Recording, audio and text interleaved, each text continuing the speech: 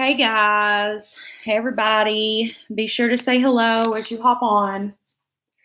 We're at a new destination. We're at my sister's, and I came up here because my mom is working, so it's kind of hard for me to talk. And we're also backlit, so let me know if that bothers you guys that we're backlit.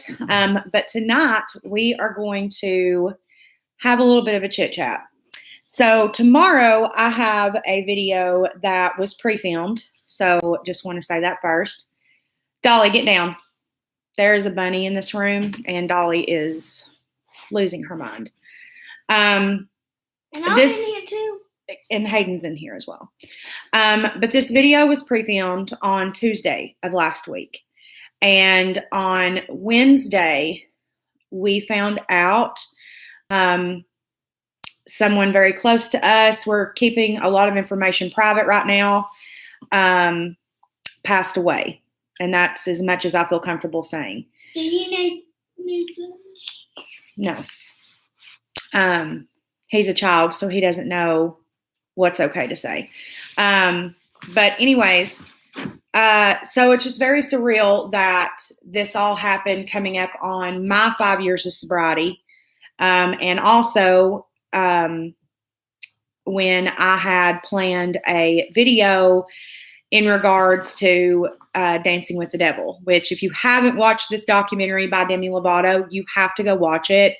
It's the most like real, raw footage of someone talking about their sobriety with that size platform that I've seen. Usually, you know, when celebrities talk about their overdoses or the ones who survive anyways, which I'm blessed enough to have survived thanks to Narcan and my family.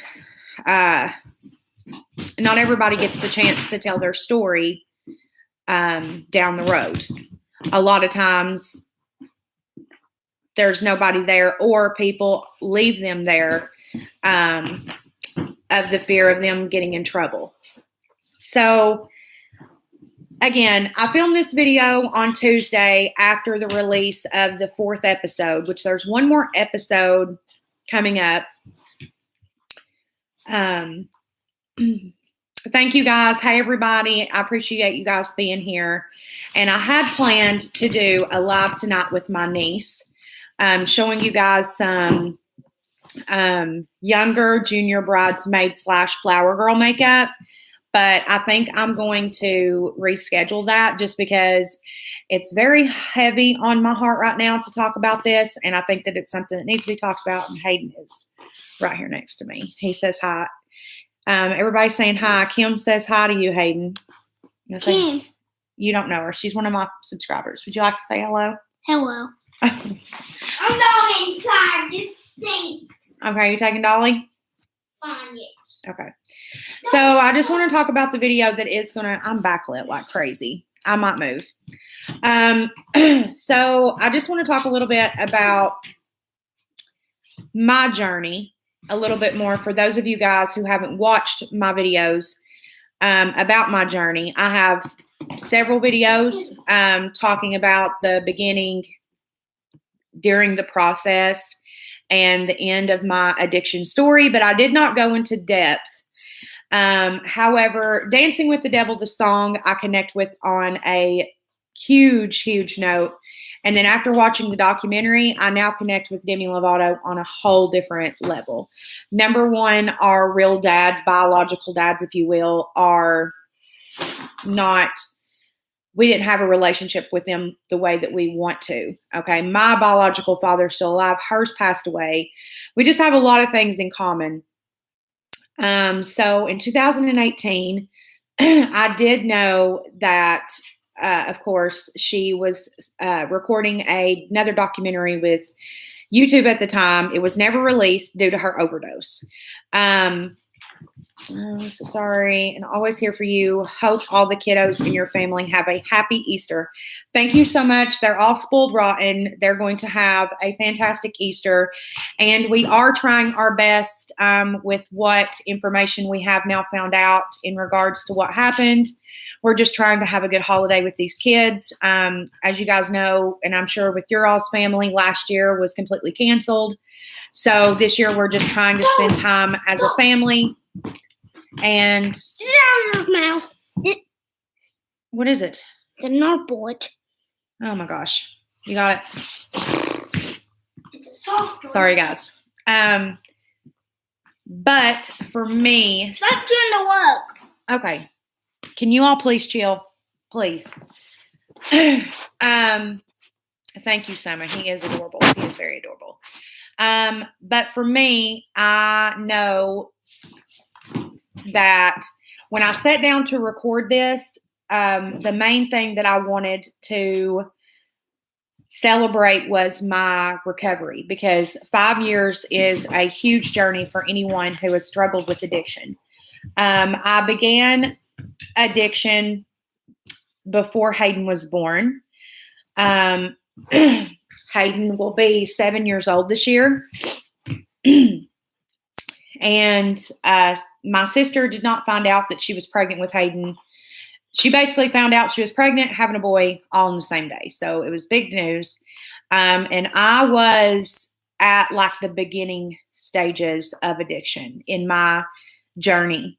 I had been getting high for probably about 2 years, but it hadn't really taken off to where it went.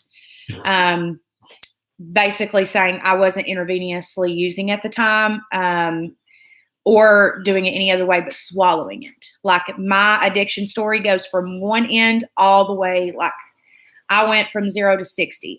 There was no middle ground, if that makes sense.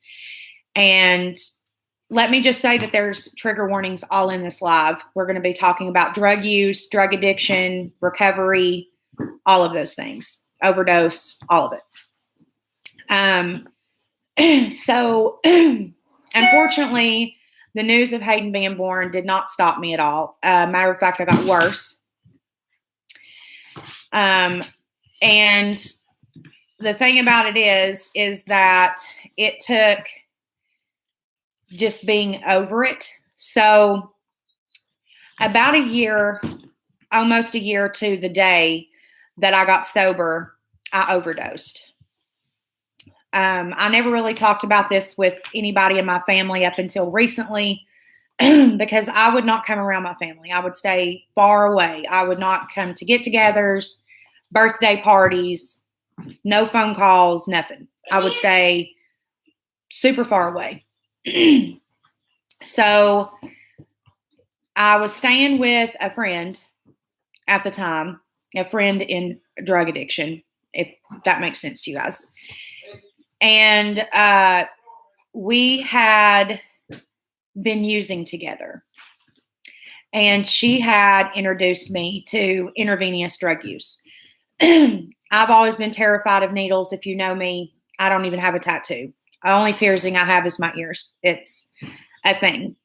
But I gave in that night. I don't know. It was just something about her and how excited she got about talking about it and how we were going to feel. I just did it. And I have some pictures to show you guys that come up on my memories today. And these are pictures from the actual first time that I ever used in that way. So, and I remember, I'll never forget it. We went to Walmart. I'll never forget this. We went to Walmart and I posted all of these pictures on Facebook. And I've got to block this person out. So give me just a second, because I don't want to show her face on here. Okay, here we go. So this is probably 3 minutes after the first time that I used in that way. And though I might look happy here, I was far from it. I was very lost and alone. I had lost my nanny, and was just, like I said, I was just super, super lost and lonely. And then, like I said, we went to Walmart, and I remember being in Walmart and being like super scared. There were like police out in the parking lot and stuff. And I just remember being like super scared. And I knew a lot of people who had overdosed and that I went to school with. And I was just so scared. Like, I didn't know how it worked. I didn't know, would I overdose now? Does it take time? Like, how does it work? I didn't know anything at the time. Like I said, I went from swallowing painkillers to the complete and total other side of the realm in an instant. It was within a day. It wasn't built up over time. It was nothing. To be quite real and honest with you guys, I've never even done medicine that way, ever. So this is at Walmart. Shoot, I got to cut the brightness down, I do believe. There we go. And I had to cut this at a weird spot because I had to cut the other person in this picture. Bye, baby. Leave her in here, Hayden. Thank you. So, anyways, long story short, time marches on, right? I continue to use that way because you tell yourself, oh, well, I'm just going to do it this time with her because this is how she does it and I'm here with her. I didn't know how to do it. But when you're an addict, you find a way. And I remember the very next day, I drove 2 hours out of my way to go get her. And that's when it really got bad. So my first overdose was almost a year to the day because I remember my mom had messaged me on Facebook. I didn't even have a cell phone at this point. My mom had messaged me on Facebook saying, Morgan, we're getting together for Easter. We want you to be there. I ignored it just like I did all of her messages. And that night I overdosed. A girl that I was living with, which I do tell bits and pieces of this in tomorrow's video, but anyways, they gave me Narcan. I woke up. Of course, I didn't go to the hospital. I'm sorry and don't want to interrupt you, but did she do it for you? Yes, she did. I did not. Guys, like I said, I want you guys to understand this. I woke up that morning. I swallowed my pain medicine, went to work that day. She picked me up, and that night was the first night that I did it intravenously. It went from one end of the spectrum to the next. I've never snorted a pill in my life or anything. I went from swallowing to intravenous, and I never went back to swallowing again after that, ever. So they give me Narcan. I wake up. I'm like, whatever. I go maybe 3 days without getting high. No, I'm lying. It was a week. It was like a week to the day. Got high again, and that is when I got heroin with fentanyl and elephant tranquilizer in it. And that is what this scar is here on my hand. And this one here is going to be hard to show without dropping my computer, but there's also one here. I'll show you in tomorrow's video. You'll see it in a lot better lighting. It was way worse years ago when it first happened, obviously. And this is how my whole family found out that I was using intravenously. Of course, they all had their suspicions of what I was doing, and they all knew that I was using drugs, but they didn't know that I was doing them that way. But I had to tell them because I was put in hospital, and I thought I was going to be losing my arm. Matter of fact, before I went into surgery, they told me, be prepared because you're going to lose your arm. So that's what I thought was about to happen. I went under anesthesia with that in my mind. So, of course, I called my family and said, hey, this is what's been going on, and I'm going into surgery. So go to surgery. They're able to save my arm and my hand. And Dolly Lynn, ma'am. No, ma'am. She's going to give this bunny a heart attack. Anyways, Go into surgery, wake up, and I still have my hand. And I told myself in that moment, I will never use again. Thank you, God, for saving I remember the prayer. I said a prayer in my head, and I was like, thank you, God, for saving my hand and my arm. I will never use again. Okay, well, the deal with my family, it was like an intervention, was for me to go to rehab. Dolly, hold on, you guys. She's trying to eat herself a little Peter Cottontail over here. Dolly, no. Leave Peter Cottontail alone. Leave him alone. Lay down and leave him alone. Oh, good gracious. So anyways, went to rehab and I stayed for 31 days.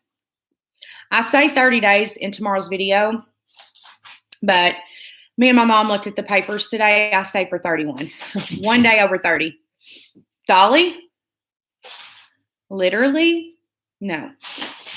So, anyways, I had a drug dealer friend come pick me up at the rehab, and he lived in Knoxville, which is where I'm from, and I was in Nashville. So he drove all the way to Nashville to come get me. Come and pick me up. I got high on the way back to Knoxville. Back at it, right? Used for about a year. It was like, I think it was, I don't know, 10 or 11 months. And then Easter rolls around. And I had this, I was so over it, you guys. I was so over it. I wasn't myself anymore. I was super small. I hated myself. I was just completely miserable. And I was ready to get sober. And that is a very important part of this. And a very important part of dancing with the devil is, if you are family to someone who uses, or a loved one, or an acquaintance, or whatever, nothing matters until that person is ready. You can beg them until you're blue in the face and nothing will work. So I come up for Easter at my mom's, and I keep telling my mom, like dropping hints that I want to get sober. And at this point, I think it was like, whatever, she doesn't want to get clean. And I was like, no, I really do. I want to get sober. I'm over it. And so she didn't say anything. I went back. I was staying in a motel at the time, not even a hotel, a motel.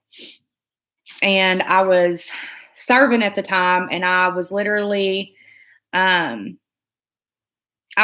making enough tips to pay for my habit, and if I had extra, a motel room. If not, I would stay with friends. I say that loosely. I've never, thank God, had to stay in like a shelter or under a bridge or anything like that. I always had friends, if that makes sense.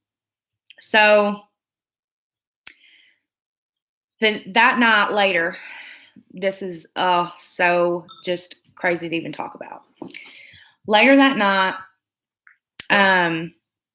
I am sitting on a toilet, and I'm going to be 100% honest with you guys. And by this point, of course, I had learned how to do everything myself, obviously. I was sitting on the motel toilet. I'm about to get high, and I was at this point using heroin only at this point. And my phone rings, and something just in me was like, oh, I'll call him back. As an addict, I had to get high. So I got high, went and checked my phone, and it was my mom. And so I call her back, and she was like, Morgan, if you are serious, then tomorrow I'm going to come and get you, and you're going to come up here and you're going to detox. And so that's what I did. The next day I did get high again before I came up here. I ended up flushing what I had left. I had every intentions of getting high even one more time before my mom got there. But for some reason I was just over it. I was just over it. So I flushed everything I had, including equipment, if you will. I flushed everything. And all I had when my mom picked me up, which she ended up sending my sister, which that's neither here nor there. But by the time my sister Samantha got there to get me, all I had left to my name was a pair of yoga pants, one pair of blue jeans, 3 shirts, a phone, and a phone charger. And the phone that I had traded for drugs. I gave somebody drugs for a phone. So I come up here to my mom's and it was horrible. I'm not going to lie. If anybody ever watches this who is thinking about getting sober, it's completely and 100% worth it. Was it fun? Fuck no. It was the hardest fucking thing I've ever done in my life. Heroin addiction is a motherfucker. It is Satan in a Sunday hat. But also, when you come off of it, it was so weird. It was bizarre. You see colors in a different way. Everything tastes differently. I started gaining weight very quickly. And about it was more like 90 days in, 3 months sober.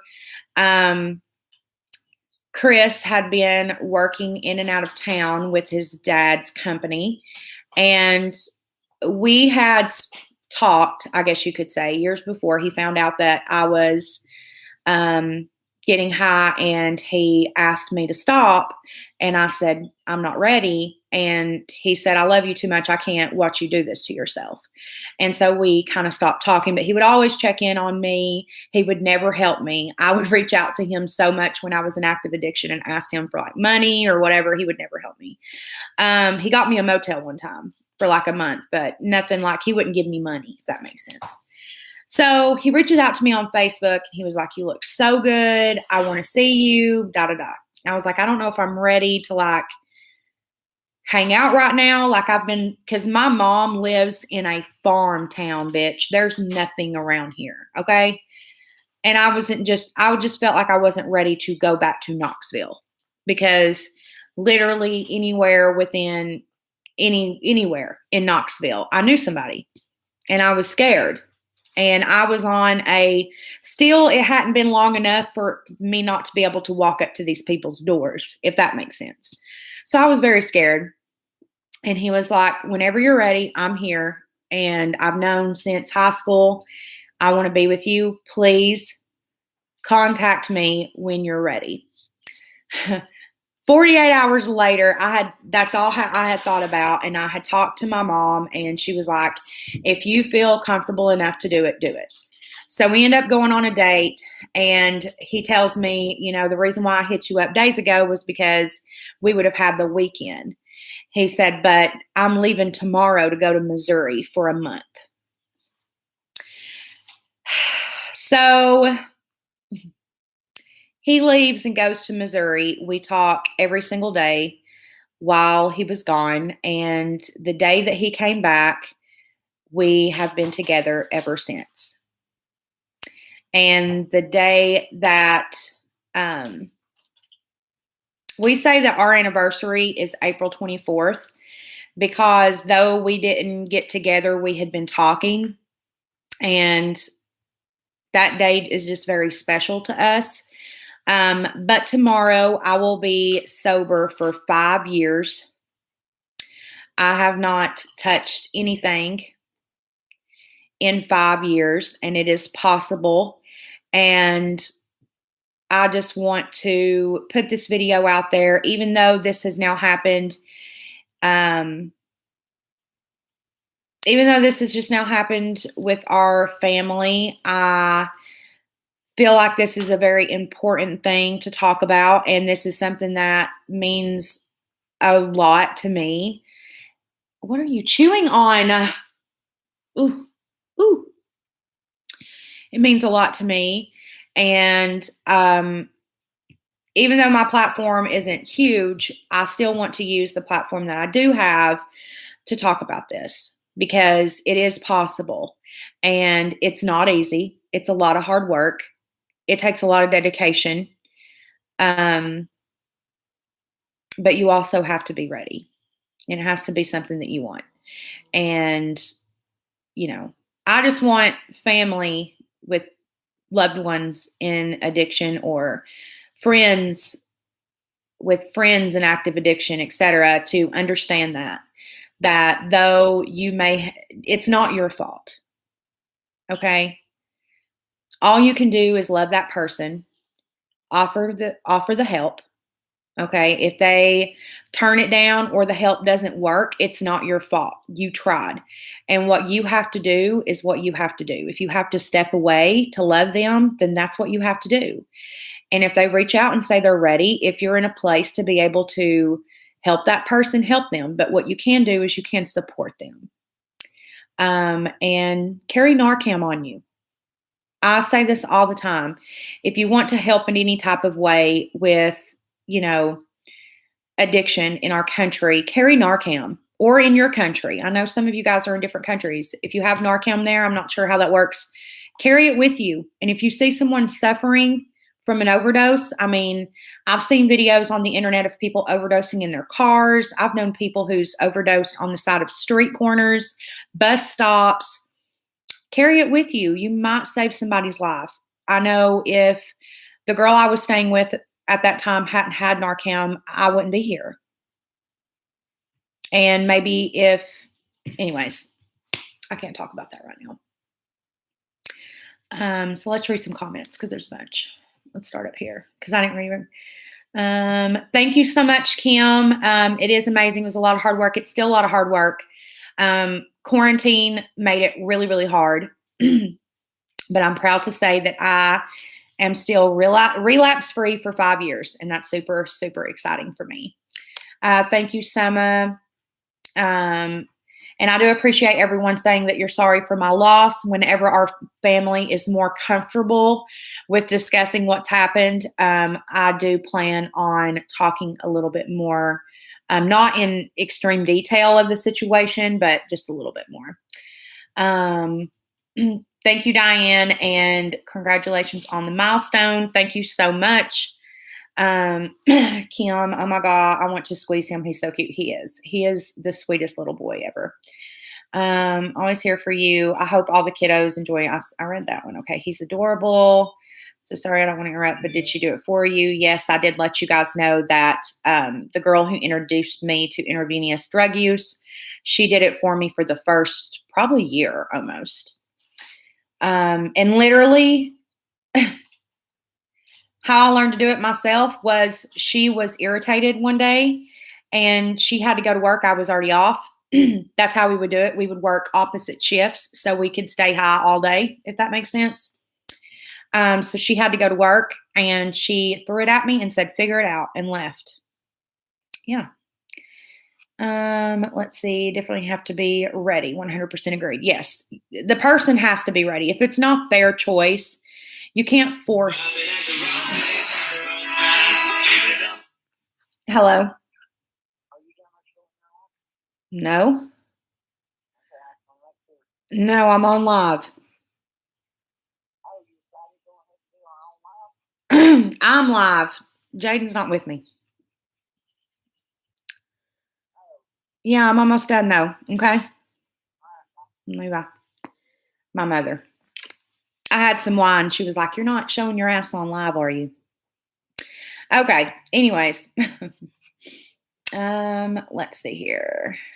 Yeah, person definitely has to be ready. Thank you for the congratulations, Shireen. And Shireen, if you're still watching this, if you could read your emails, I did reach out to you via email. Let's see. I've been through it with opioid pills. That was horrific. I cannot imagine going through withdrawals from it. I don't with that on anyone. Yeah, opioid addiction is horrific regardless of how you use it. It's still a very, very, very, very difficult recovery process. But yeah, intravenous drug use is very difficult. I've been a relapse for a while now. SJ, if you're saying that you've been going through a relapse for a while now, if you do need someone to talk to, if you go on any one of my last videos, there is an email. I'm actually going to put it in the comments right now.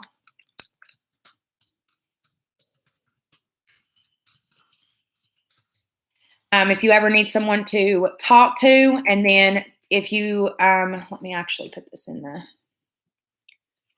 comments as well. Dolly, did you fart? You did. I smell it, you hooker. Okay, I'm also going to put a 1-800 number.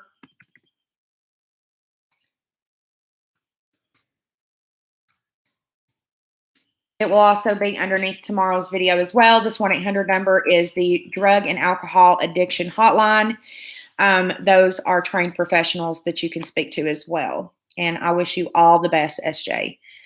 SJ, when you're ready, you will do it. Gabapentin has helped me a lot through withdrawal. I know some people who also use gabapentin. I know some people who use Suboxone. I know some people who use methadone. And this is another thing that I'm going to talk about in tomorrow's video. What works for you may not work for other people. What my journey is may not work for you. How I've been able to stay sober may not work for you, okay? That is your journey. And in Dancing with the Devil, Demi Lovato talks about this as well. She talks about her recovery and how she stays sober. And I think everybody has their own ways of doing it. So did just want to say that. Fallen a few times, but eventually got it. Yeah. Like I said, I haven't really opened up about my relapses. Dolly, no. Are you good? She's eating a fern now. A fern, trying to eat a fern. That's why I wanted to open up about my relapses, because they happen. They happen. I'm not perfect. I fail a few times. Girl, I'm here. I'm just listening from the shower. I have been chilling on the tower. Oh, I love that. I love when you guys tell me that I've been like sitting on your desk and you've just been listening or whatever. Hold on. I got to cut this light on out here, guys, because it is dark. Dolly, come on. Oh my gosh. Anyways, I've now got to go and get my dog because she just ran from me. But I thank you guys for joining me tonight. And I also did just want to mention one more time that tomorrow's video is going to be full of warnings. We're going to be talking about, obviously, my thoughts on Dancing with the Devil, the documentary on YouTube with Demi Lovato. If you haven't watched Dancing with the Devil yet, please go watch it. It's such a good documentary. I think there's 4 episodes, and the 5th one will be up on Tuesday. And I love you guys so much. And until next time, bye, guys.